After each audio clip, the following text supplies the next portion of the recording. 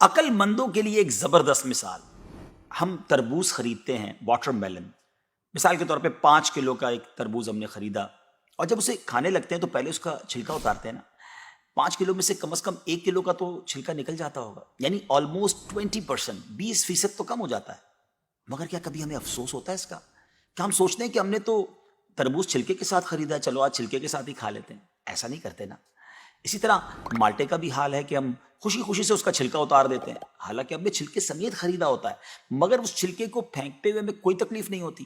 یہی حال مختلف پھل اور سبزیوں کا ہے.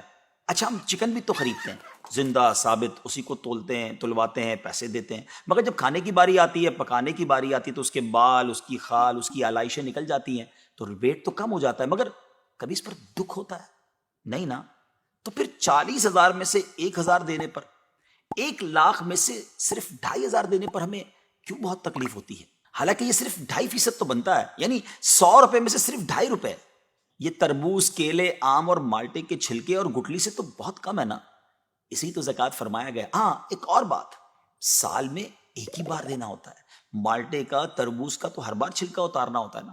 یہ 100 روپے میں سے 2.5 روپے یا 1,00,000 میں سے 2,500 روپے سال میں ایک ہی بار دینا ہوتا ہے، اور اسی کو زکوٰۃ کہا گیا.